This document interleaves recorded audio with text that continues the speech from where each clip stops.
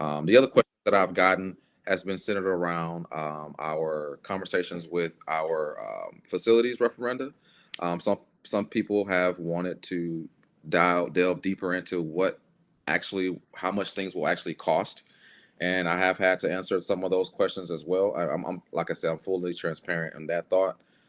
We have answered that question. We put some more information on our frequently asked page so that people can go there and see a breakdown of how much we are estimated to cost.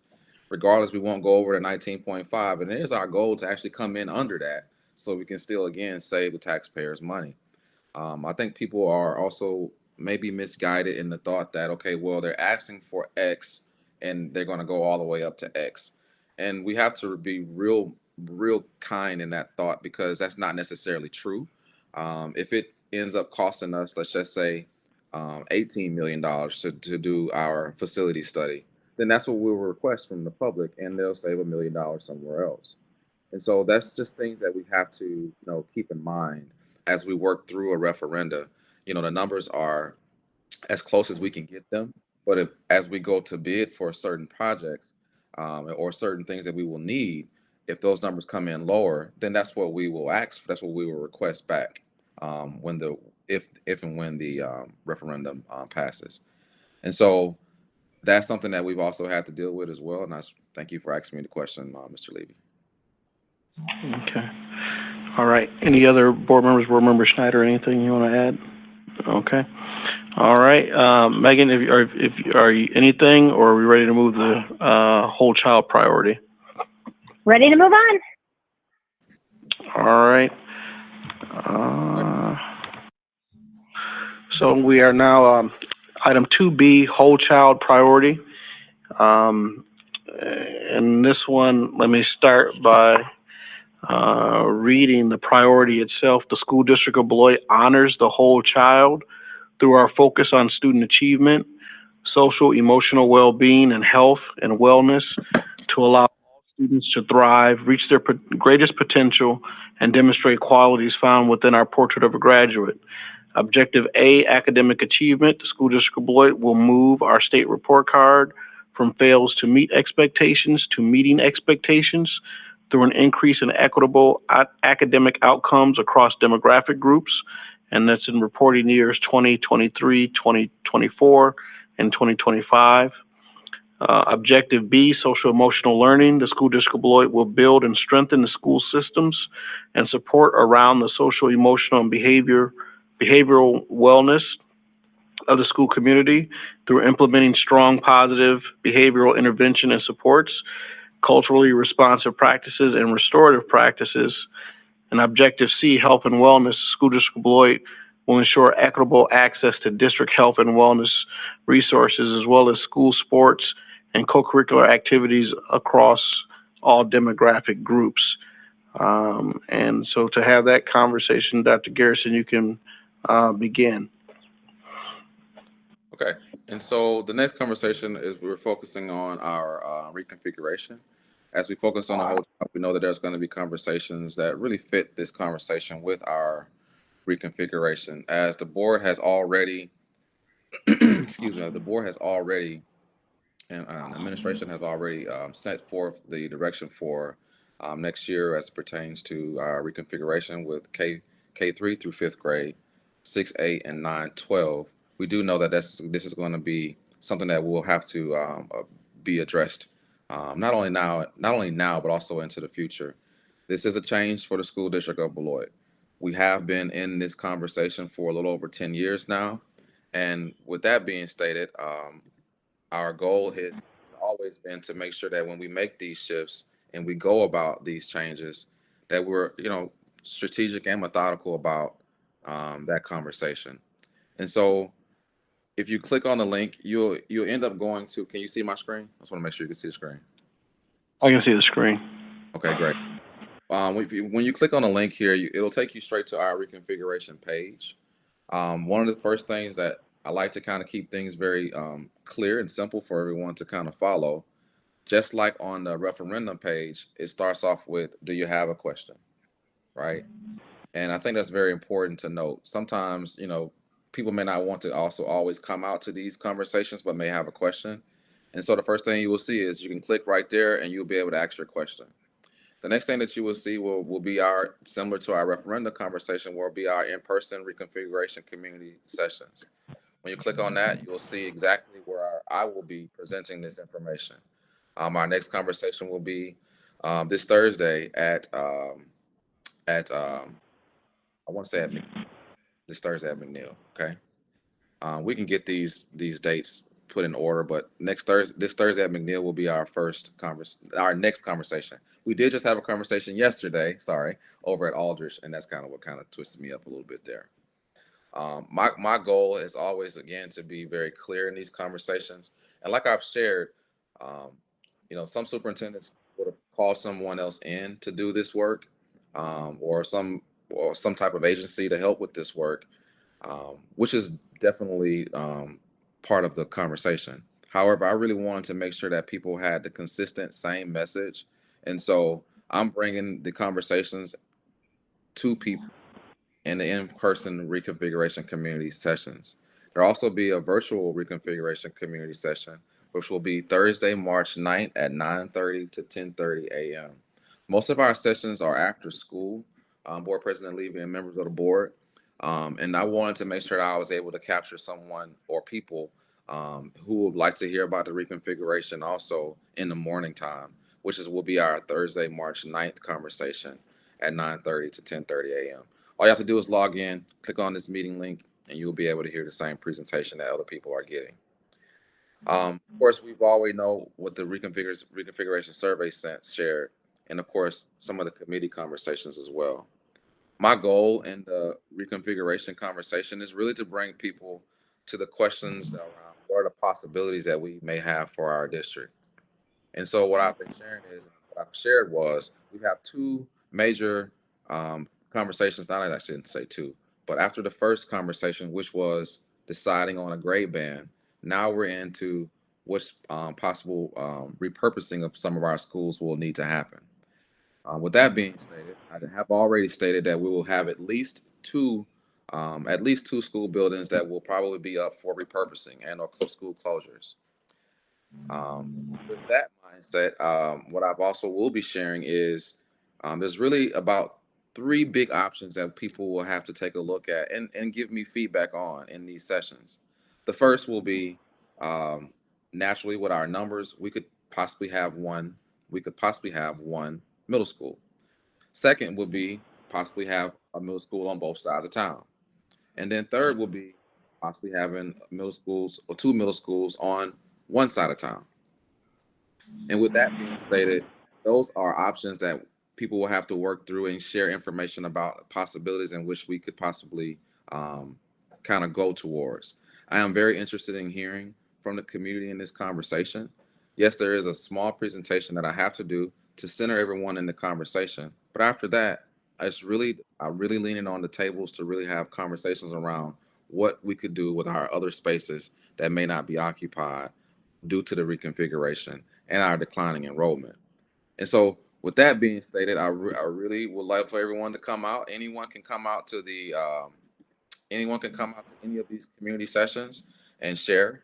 I am collecting the data and collecting the notes as I kind of go. There will be a gallery walk at our fifth meeting, I should say, where we'll be able to collect and some people will be able to see everything that people have written down from an overall snapshot perspective. And that's when I'll also start my conversations around after what I've heard, here's some possibilities in which we can also explore from administration perspective. And so as we work through this reconfiguration conversation, we're working through to that March 21st date. On that March 21st date, my goal is to bring something to the board for consideration. May not be to vote, but it will definitely be to consideration as we are lining up different conversations with different community members. And the board, to me, is also, again, a part of the community. And so the board meeting on March 21st, I do plan on bringing conversations as it pertains to where we are now and possibly even a recommendation moving forward. And so I did want to share all that, and thank you, Board President Levy, for that conversation, for that opportunity to share. Okay, thank you. Board members, any comments, questions about reconfiguration?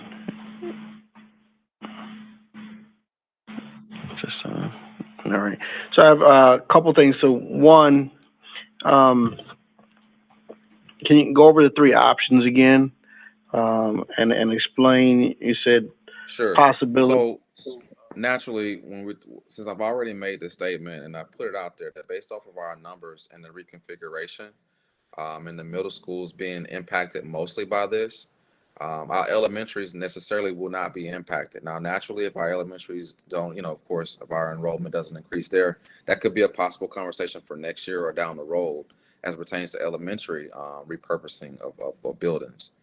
But right now, as it stands, the impact will definitely happen in our middle schools, where pretty much the average middle school is about 260 kids. That's the average middle school size of the four buildings.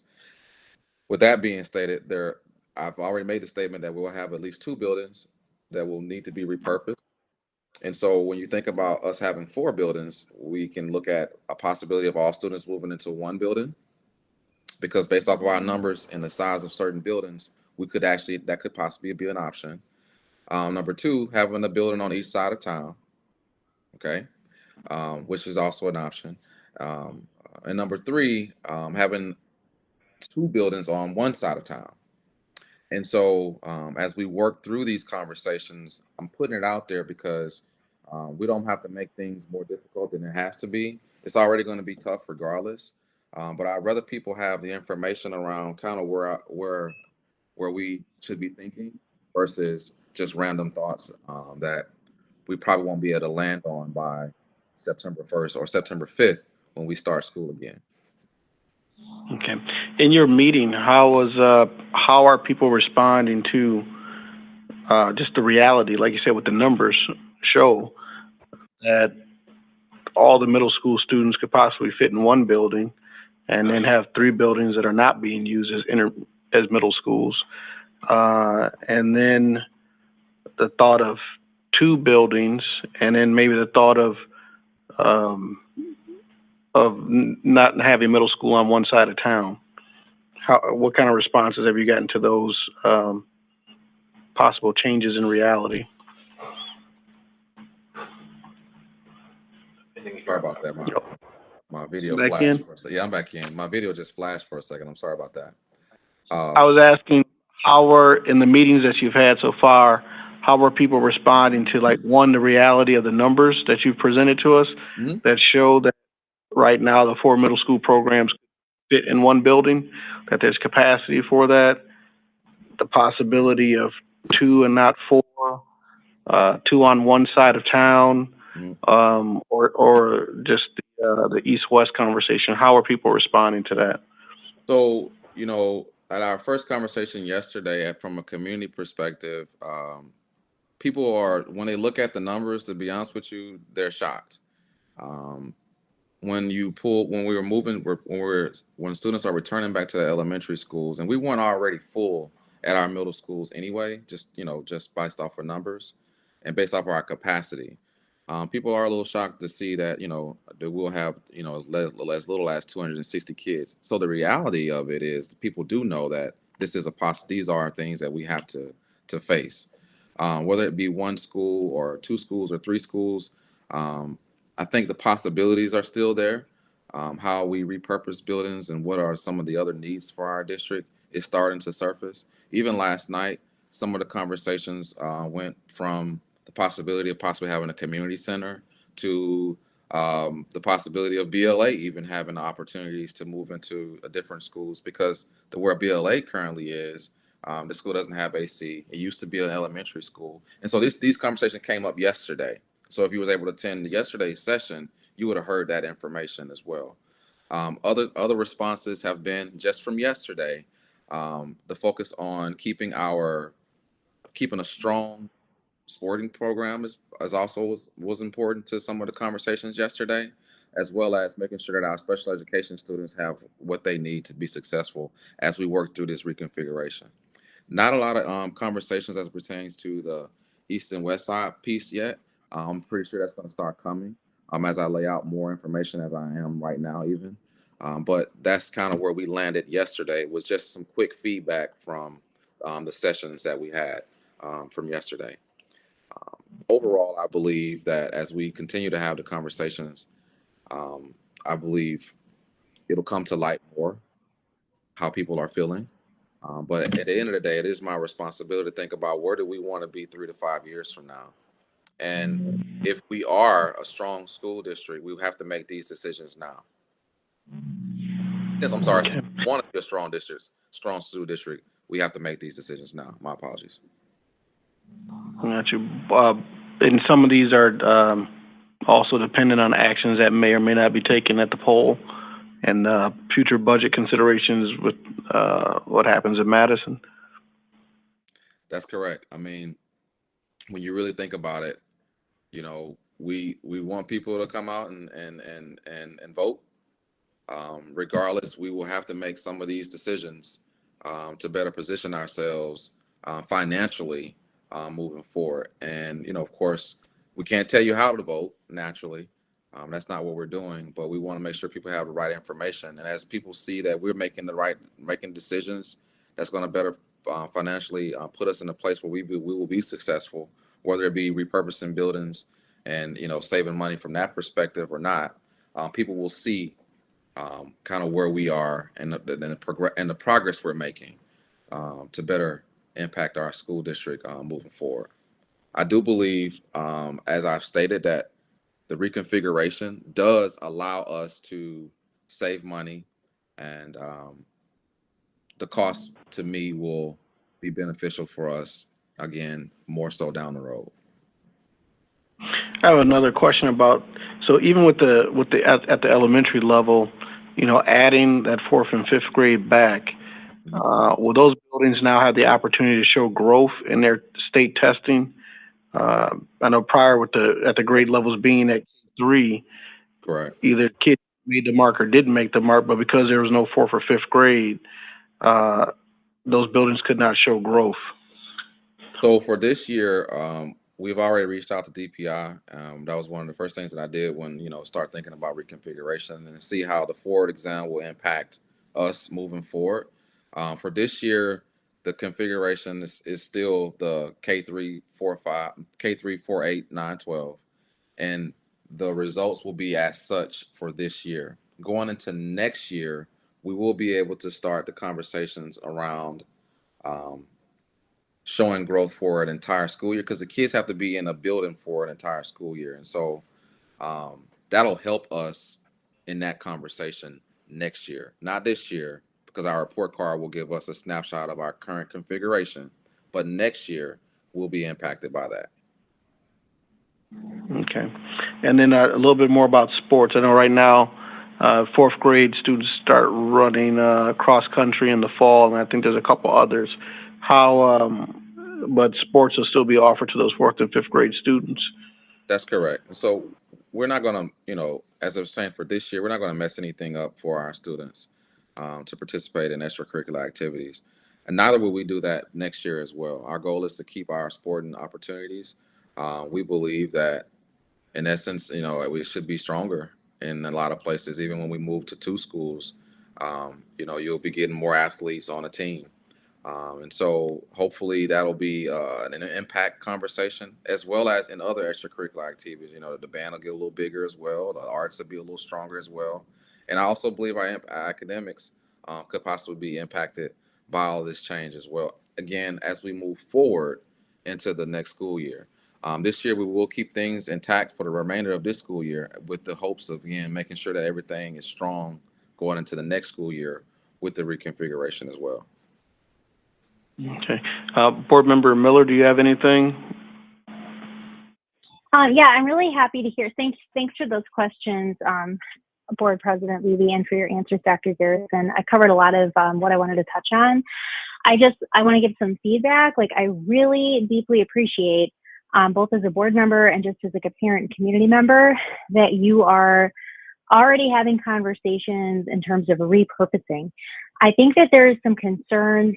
I know these are concerns that I've had too about what is our impact with the reconfiguration going to be on the broader community? How is it going to affect things that are culturally what we feel is part of Beloit? What services might people perceive like might be shifting around in a way that is like less accessible. And especially because of like, we know like a lot of the federal pandemic benefits are cut as of this month. Like a lot of the extra food share ends today. There are housing protections that end today. That's going to have a huge impact on the community, and that is outside the scope of the district. However, I love that not only is this reconfiguration based on like what's best for our kids academically, what makes sense financially for the sustainability of the district, it also opens up a really great conversation about how we can continue to be a good community partner and like a steward of these things that are important for people.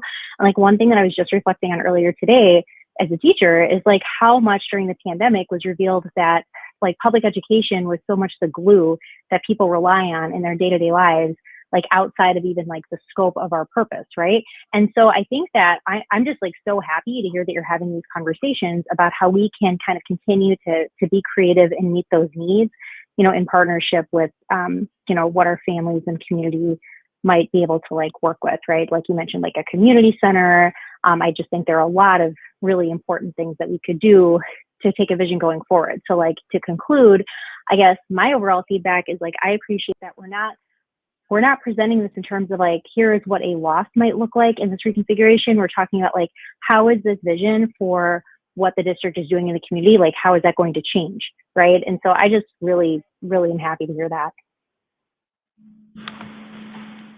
Thank you. Can I just add real quick, you know, my hopes in all of this as the superintendent of the school district is that people also realize that we'll also be able to bring new traditions as well, and reestablish some new opportunities that were in essence missing for a decade. When we used to have, you know, let's just say the fun runs in the elementary school, or all district fun run, or where we used to have a real big, you know, athletic opportunities for our middle school kids. I think we will also have the opportunity to build some new traditions, with honoring some of the things that happened in the past, but we'll also be able to build some new traditions with the reconfiguration. I also want that to be a hope for our district as well.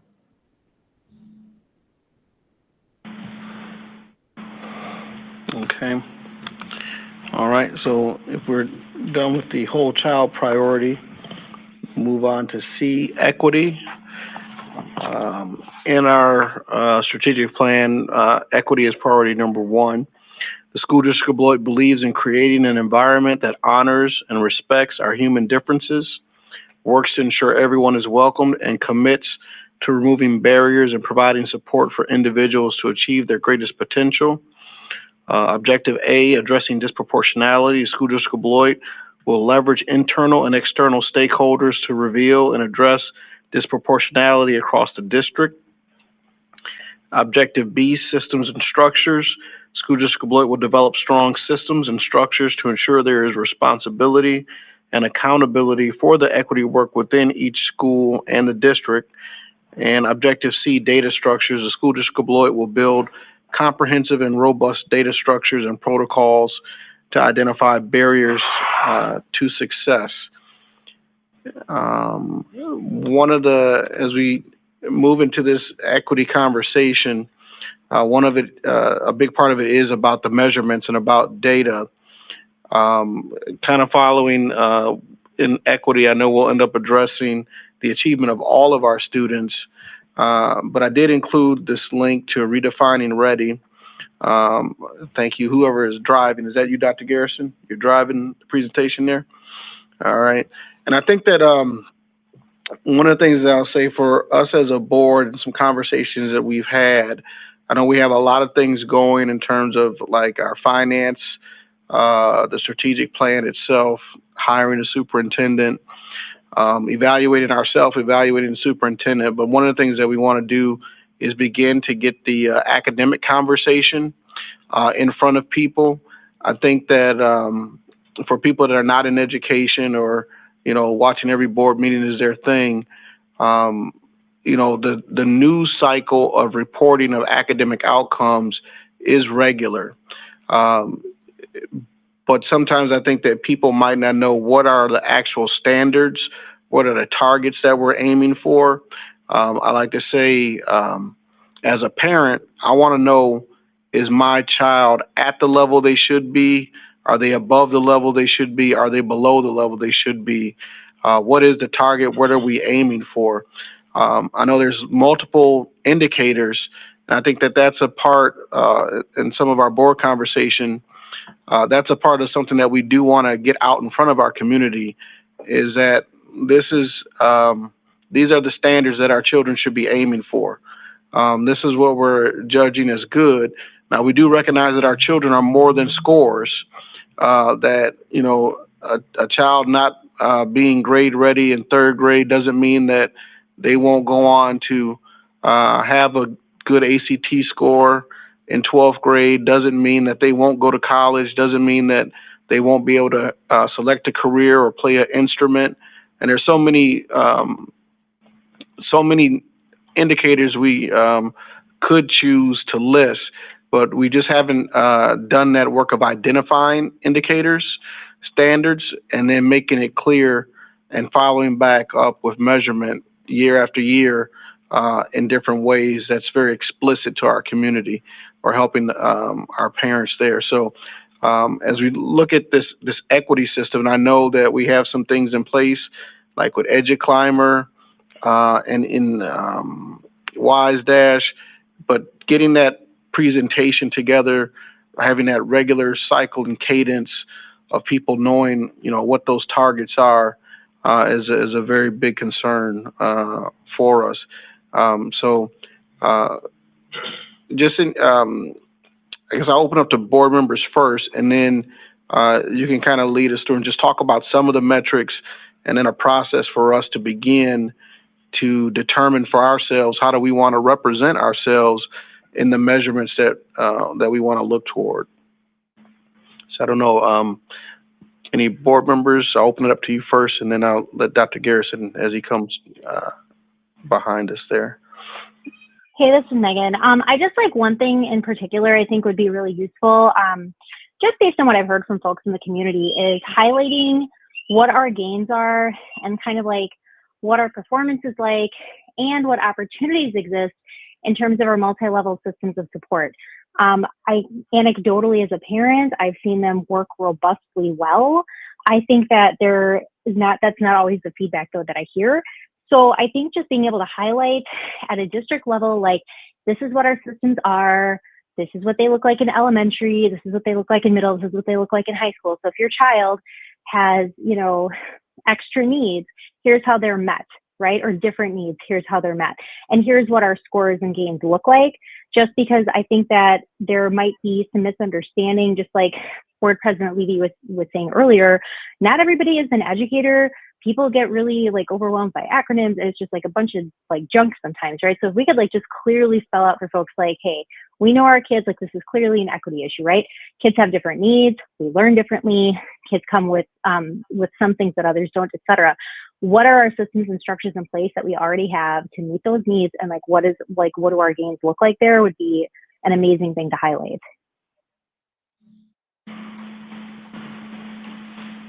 Anything, Spencer? Okay.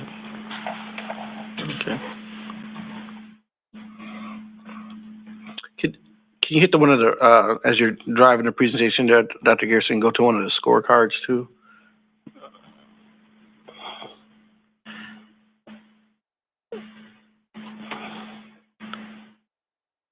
No, you're muted. We can't hear you. Sorry about that. I like looking at the life readiness metrics on the college on the Redefine and Ready, so I just pulled this one up real quick. Gotcha. Yep, some of that grit, self-awareness, self-management, social awareness, responsible decision-making, a growth mindset. Yep.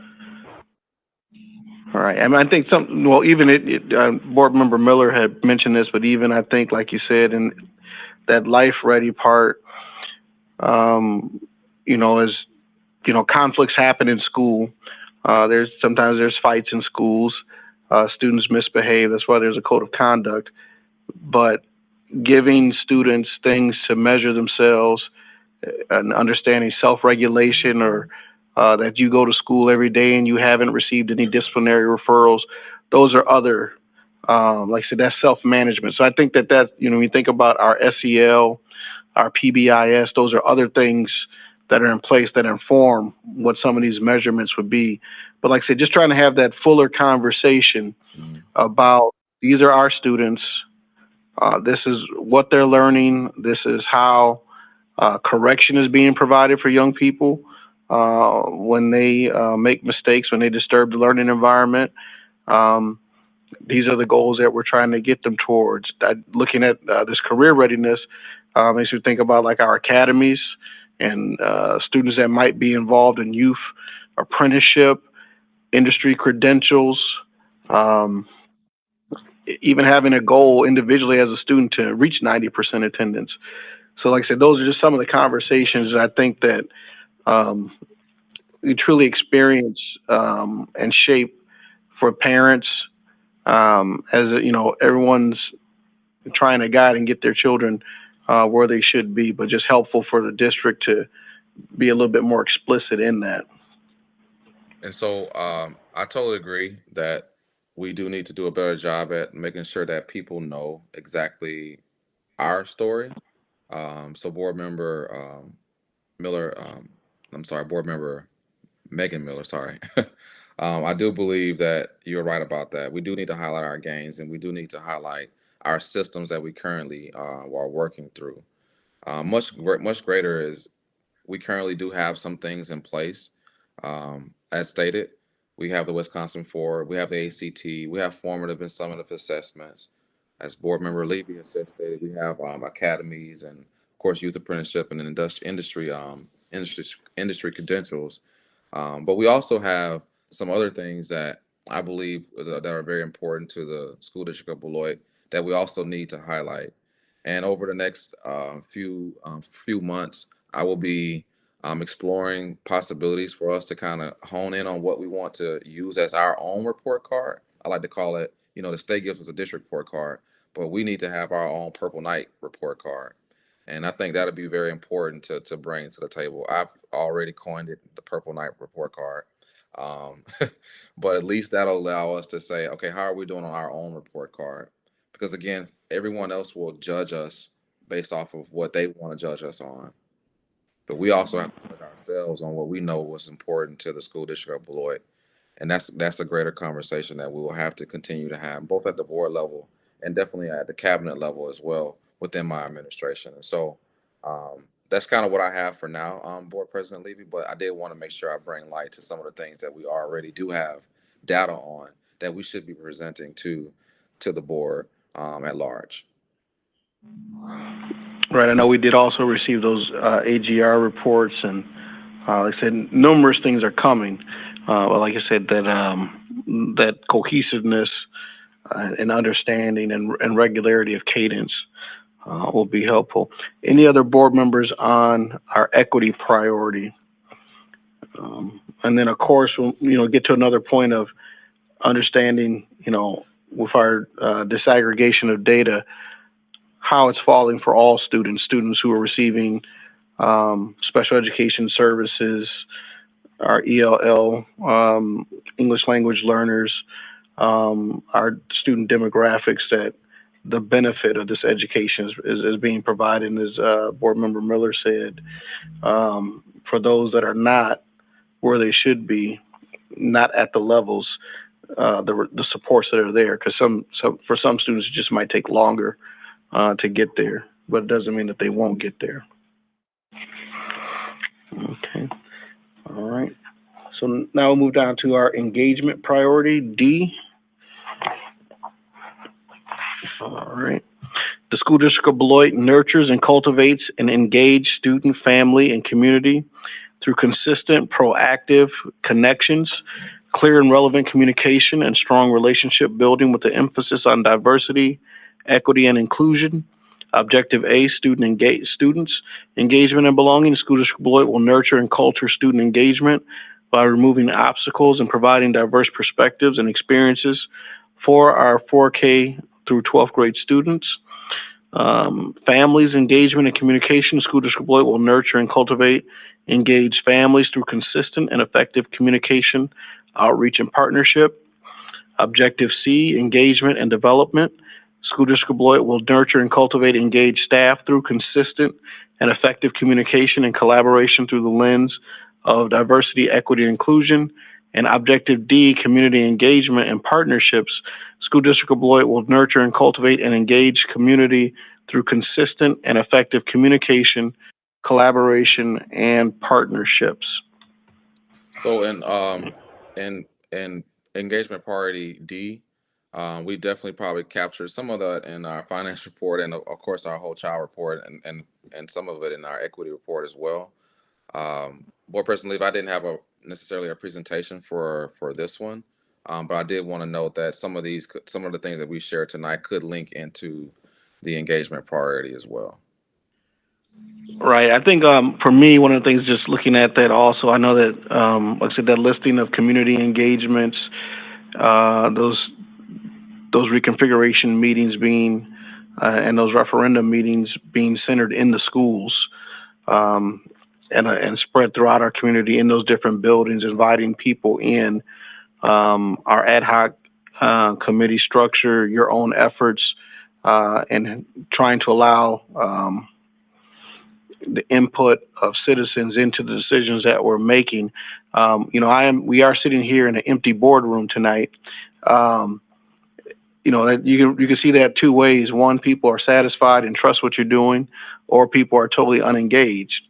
But we have made progress in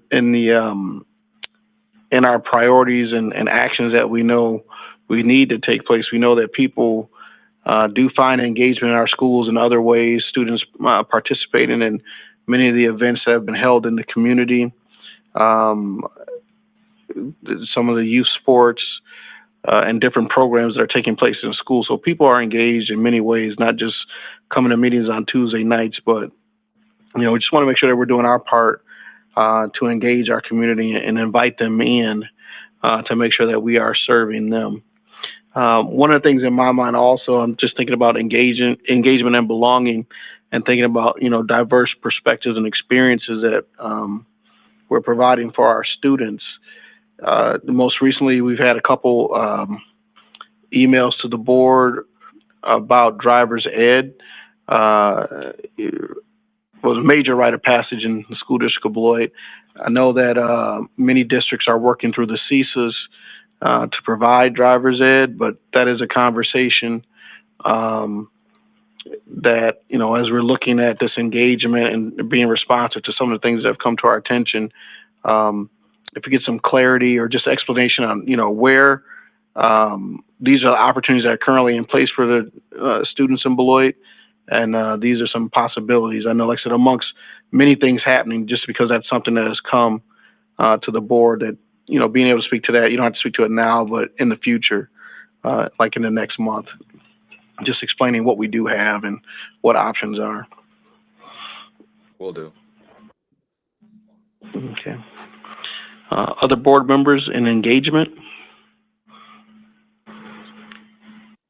Hey, this is Megan. I just want to say that I really like when you bring us feedback, like collected kind of qualitative and quantitative data from community meetings. I think sometimes people, I've heard from people who don't show up, that they don't show up because they don't believe that they're really being heard.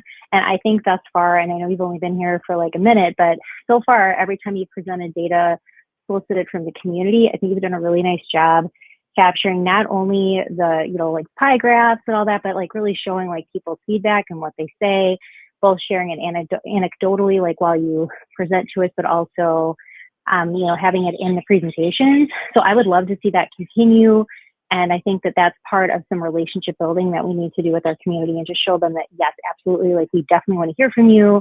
It doesn't have to be something that we would like to hear. We need to hear people's truths and where they're at, so that we can kind of continuously respond to the needs in our district. I really appreciate that. You've done that so far. So I would just from a governance committee perspective, just wanted to give you that feedback. That's something that I would like to continue to see. Okay, good. All right. So we'll move from our engagement priority to culture and leadership priority. The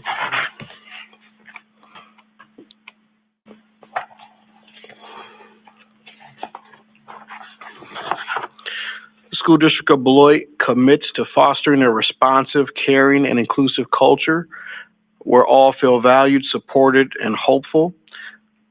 Objective A, belonging and trust. School District of Beloit will develop authentic relationships with all stakeholders, students, staff, families, and community by creating welcoming environments, nurturing open, trusting relationships, practicing mutual respect, and engaging in proactive communication.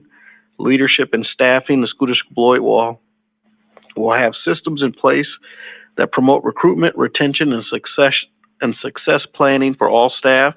Our systems will value, appreciate, and support our staff and their professional growth needs, pursuits of excellence, and efforts to ensure the success of every student.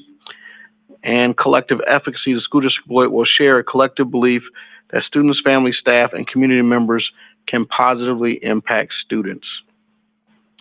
All right.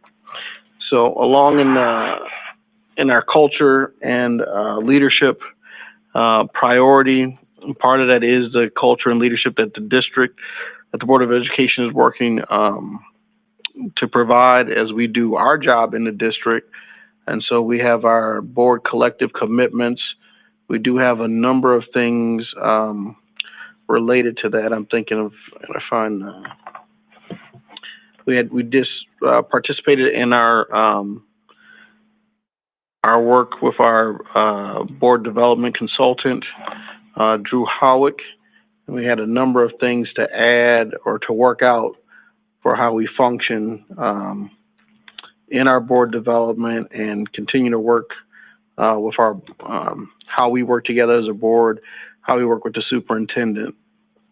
And I think part of our follow-up with Drew, one of the things we had mentioned was maybe developing an alternate time to continue our board development, so we're not doing it in the middle of a regular board meeting. Like I said, we have, and I think that's one of the things to note about like our process is, without creating the space for board development in the form that we had it, we wouldn't be able to just sit down and talk through some of these things. And the relationships of the 7 board members to each other and our work with the superintendent is important. And as we continue to evolve, we'll just get, we'll get better in terms of how we do things. So we need to find a time that is outside of the regular meeting so that, I think that was kind of the consensus, so that the only thing that we're dealing with at that time is our specific board development, that 1 hour or 2 hours. So there's dedicated time to that. Correct. And then, let's just work on that end of it first. We don't have to come to a date now, but we'll get something proposed and back in front of board. But Board Member Miller, your thoughts as you've experienced it, and I know that as board president, you worked with Dr. Kieser to get board development in front of us, and just kind of we're probably at that next stage of we've engaged and now we're going to move to the next thing. What are some of your thoughts? Yeah, so I think it's really important to do exactly what you said. And I guess when we were scheduling, we made sure that the only thing that was on the agenda was just if we had some consent agenda items, we had reports, but there weren't really any other action items unless it was something like a small child, something like super minor. So yes, baby. So anyway, that's one of your 4Kers right now. Yes, baby. Anyway, I'm probably going to stop talking because of child distractions.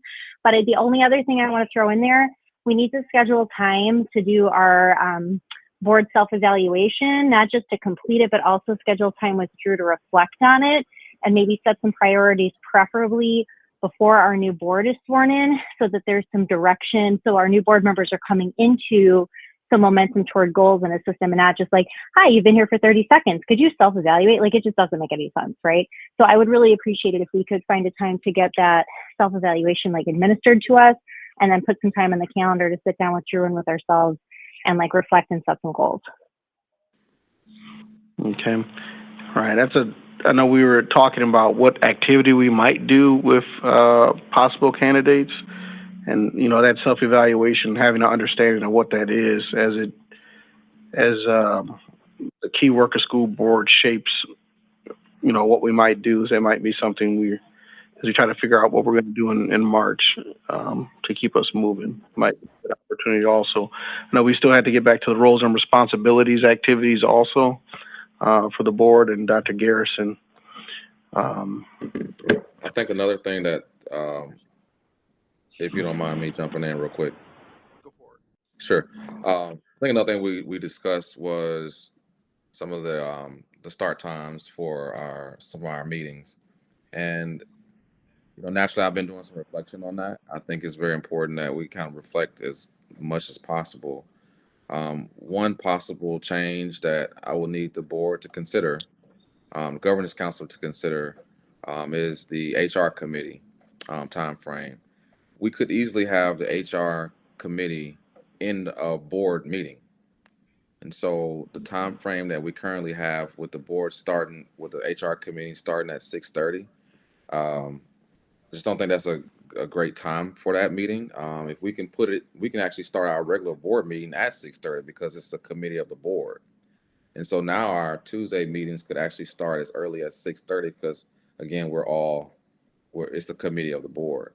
And we can put HR in the conversation of the board meeting. And I'm also suggesting that our HR conversations happen at the first of the month. And so I know that we have gotten to a cadence of doing it twice a month. And sometimes that's necessary depending on our hirings and how many people we need to hire. But I do believe that it could possibly be shifted to just one meeting. And we can take care of the majority of our HR stuff in that one meeting. And if we need to have an additional conversation, it could be possibly brought back to a governance meeting where members of the board could, vote in or hear conversations as it pertains to our people that we're bringing into the conversation. And so I'm just putting it as a suggestion out on the table. I do believe that's a great suggestion for us. Again, we can start our board meetings at 6:30, and it can be a part of our regular agenda at the end if we wanted to for HR, or we can have it at the beginning, and we can take care of whatever business that we need to have. But we can start our board meeting at 6:30 because it's a membership of the board, the HR committee, and so therefore that could possibly save us about 30 minutes because we're starting a board meeting at 6:30 with HR in it, at least once a month. And that's my suggestion, and I'll pause for reflection. Hey, this is Megan. I just wanted to jump in. When I first heard you say at the regular board meeting, I was a little like, I'm open for whatever, but there was a reason that we took it out of the regular board meeting. However, I like how you said, perhaps at the end. I think that makes sense. I just like to be respectful of people who come to present. And I think the reason you're bringing this up is because, sometimes we start our board, our regular meetings late. So I really like the idea of doing it at the end if we're going to combine it back into the regular board meeting. The other thing that you said that I really liked is if we doubled up, I don't know, we'd have to look at the timing of this, but doubling up the committee of the whole on the same night, if we could be proactive enough to get that, so for example, the March employee recs, if we could have done also an HR committee tonight, you know what I'm saying, ahead of the meeting, I think that's also a good possibility. I just think that my only feedback is if it's going to be at the regular board business meeting, I totally agree with you that it should be at the end. Yeah, I think one of the things for me is just all things can change. I mean, like I said, we sat and figured out how to move forward in a period of time. We're just at a new period of time now. And I do think that one of the things that we've seen is that sometimes for some of the HR matters that are going to come up, that the half an hour time slot is not enough time, and it's going to delay us in getting the other meeting started. But there was a reason that we went towards that, but we've outlived the usefulness of that reason now. So we just need to, make an adjustment, swiftly as we move into the March meetings. But definitely be better before April. Might figure it out during the month, but we got to get better before April. So there's a possibility for that. Like you said, we are meeting at 6:30 as a committee of the whole. We're getting there, so 6:30 could be a start time for sure. On that is, and probably just take some more in the process of the agenda setting for myself and Dr. Garrison, and in communication. I think we can figure out a place. And like you said, maybe a lot of the hires that we were doing, that some of these things could wait to one time of the month and not necessarily be brought forward twice as we were doing. Also, other board policy. There's a policy that states over time we have to, bring things forward, and so naturally, that's the conversation as well. There have to be a policy change. I think we have in policy that the HR committee starts at 6:30, and again, for the time frame in which we're working on, that's just it's too tight to start that meeting with the board meeting, and so that's just something that I think we all kind of understand at this point. But there is some policies that kind of govern some of this thought as well, which I don't think. Well, I shouldn't say what I don't think. I think that's something that we can work through. I don't think that's a thing that we can't work through. Right. It just might it might take us a month to get us transition from where we're at to where we want to be. Have a number of meetings to make it happen. Board Member Anderson, were you going to add something? In regards with the work that we're doing with Drew Howick, I really do want to get the board evaluation done. So I mean, if maybe we could even because I also want to have it so that that we get this also the kind of the debrief of the results before the actual election itself. So I think that would probably be the highest priority. And as we talked about during the when he came in at the last meeting, that really realistically, the board norms and all that stuff, we should work on that as a group once we know, after the election or sometime around that period where we can invite the candidates in so that they can start helping us kind of craft those new norms so that they have a say and they're there to kind of start building that understanding on what our goals are. And I mean, I think it's a great way to also kind of introduce them to the board itself so that they know they have a voice here.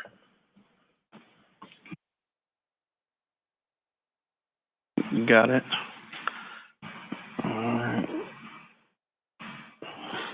Right, because I think one of the other things in the norms, which is addressing like we talked about, posting of agenda, time of that process of getting things turned around from the agenda being posted, board members developing questions, getting it to the administration providing answers. So that's another part, something that might be added to the norm. And then we also discussed creating something for around closed session, remote participation too. So we've got a couple things to add in that space. It just takes you have something to get in front of board members to shape what the month of March is looking like, and like I said, get us in pace and set for our new. Well, for sure we know we'll have at least one new board member, maybe two. We'll see what happens.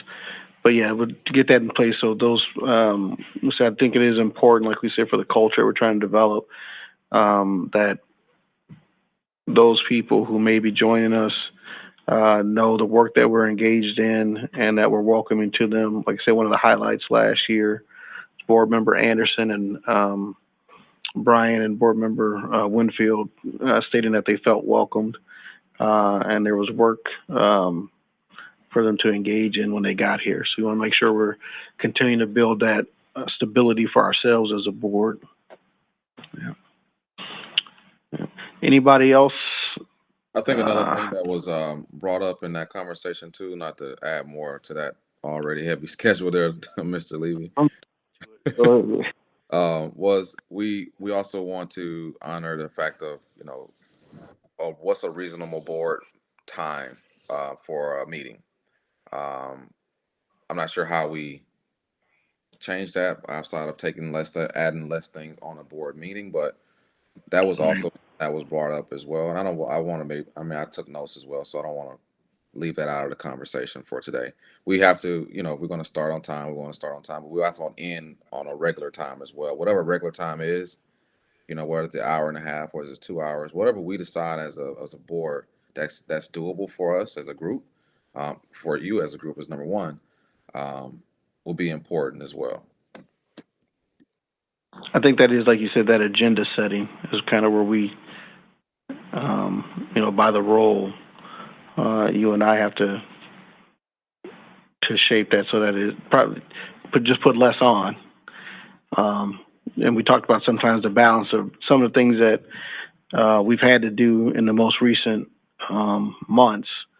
So there's that the context of where we've been is what kind of creates what we've been working with too, but we're kind of in a different phase too. So there's not a need to do as much at the pace, but still make progress. All right.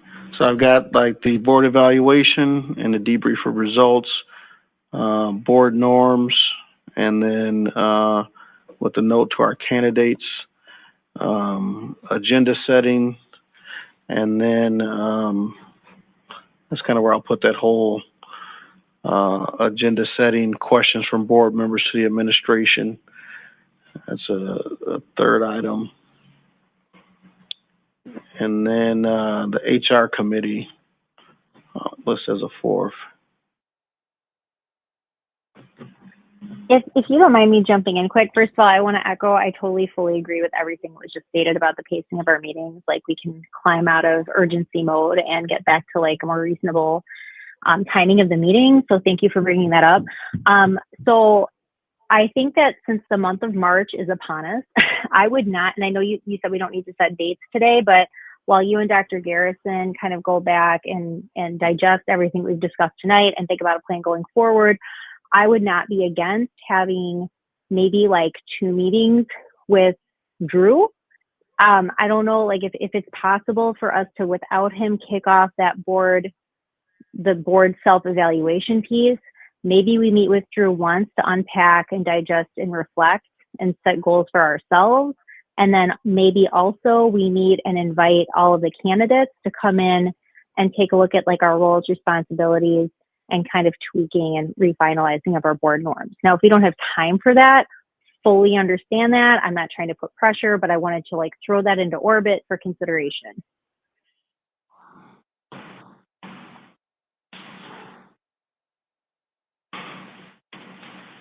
Yeah, 2 minutes. Well, there's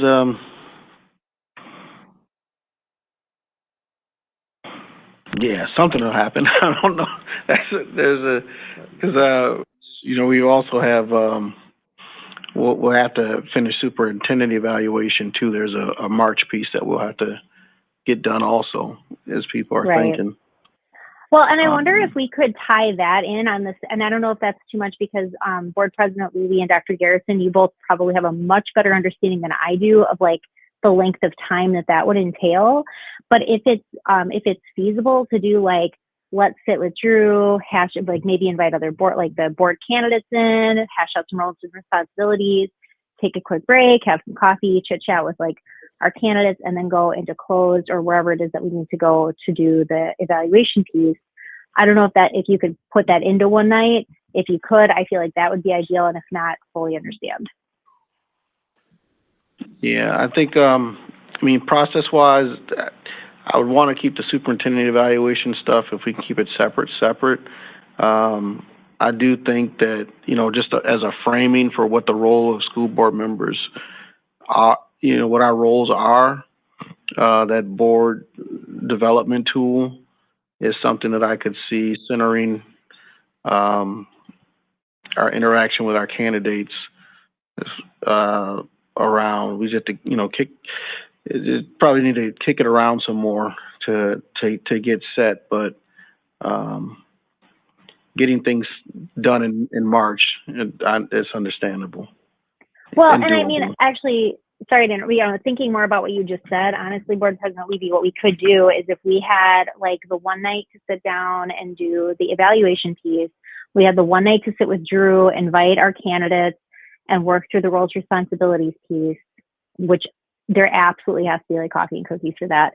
Then, you know, we have the April election is like the first Tuesday, so we could do between the first, and then also invite the candidates too. I think just like our self-evaluation, so that they can at least see and like be present for like our thinking. Because like you said, we're going to get at least one new board member. So if we were to do the board self-evaluation kind of debrief and reflection and goal setting that first week or so of April, I think that also makes sense, and it kind of gives us a little bit more room to play with. Yeah, well, sometimes what happens, if we're kind of thinking about where we're at, we'll have the election will be in April, like in that first meeting.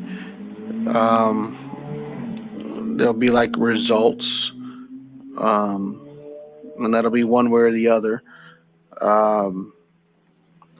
We still have budget decisions and impacts that'll be happening based on those outcomes. But as I've seen it, I do think that the agendas are a little bit less right afterwards. So that, but like I said, the beginning orientation is important. The superintendent evaluation stuff will be earlier, will be in March, because there's some timelines that we're trying to hit. And then we have to check with Drew about his availability. He's got some engagements that may impact how far we can get in other parts of the roles and responsibility work. And you got to look at the number of duties that are on that sheet too. And I think that Dr. Garrison being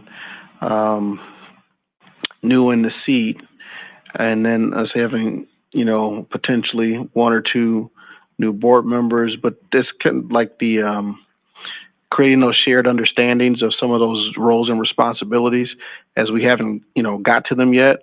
But I do think that that'll take some time for us to talk out. And I do want to make sure that we have that that time to talk those roles out, or our understandings of when this happens, he'll do this, the board will do this. This is the role we're going to play together, and even kind of defining that, because, like I said, there's some things like like example, when people email the board and there's one response, there's certain norms that we've kind of developed that they're not like totally explicit, and we got to get them like written and known. So there's a space, but I do think, like you said, March and April, these 2 months are the times they want to get those things done. Yeah. And then likewise with some of the agenda changing, if it involves policy, like I said, it might take a month or two to get it all done and voted on, and then implement it.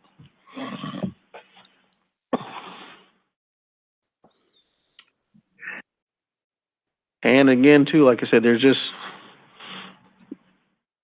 we just have some, we can do less things and be focused, because many things that we were working on are already in progress, and the administration is just doing their part and getting them done. So we don't have to address all these things again at the board levels, because we know that the work is happening behind, and we can just receive an update. I also think sometimes we due to the stability of the board over the past year or two now, and now that I'm coming on board, the school board has had to take on a lot of conversations that may fall into day-to-day thought processes. Now that I'm here as a superintendent, something we don't have to have at the board level. It's a day-to-day conversation, or it's a day-to-day decision that I have to deal with and make. And if I need to report back to the full board on any major decision that I'm making, of course I will, as I have since I've been here. And so I just do want to bring that to the attention of everyone as well, as we kind of work on how we work together at the governance level as well. So yeah, so kind of with that, we'll right, and like I said, that's the part of a transition, again, from being without and trying to get some things going that we're not moving. Like you said, we've got somebody to run and carry that, and thankful for the partnership. And like I say, we can all move into a different role and evolve into the next form of what we'll be as we're trying to get things done and move to the next stages. All right. So I guess now then, as I kind of said, I kind of have things a little bit more clearer. And I think that as some work for Dr. Garrison and us, we kind of realize some of the decisions that will be coming up, and be able to work with Mr. Shope to get some things scheduled. And I think we got it. So I don't know, is there any other questions or comments that board members have or want to add? Dr. Garrison, anything? Yeah, I just want to say the governance committee could also be the place where we can take care of, like, again, some other business that may not always fall on the regular board agenda, to keep our board meetings, where people want them. And so the governance committee can be that place where we can take care of business. Members could come. Of course, we need a quorum, and we can move things forward that way as well. I just want to make sure we keep that in the back of our brain moving forward. Okay. All right. Anybody else? I think this was a really productive meeting, and I'm really happy with everything I've heard and the direction we're going. Okay. All right, then. If nobody has anything else, our future meeting dates. Future meeting date. Oh, it says Tuesday, February 28th. That's now. It's all right. We is at March 28th. Tuesday, March 28th, 2023 at 6 p.m. And is there a motion for adjournment? So moved. Second. Moved by board member Megan Miller, seconded by board member Spencer Anderson. Any discussion? Hearing none, all those in favor signify by saying aye. Aye. Aye. Aye. All right, motion passes unanimously. All right, thank you, Dr. Garrison. And thank you, board members. Thank We you are all. adjourned. All right.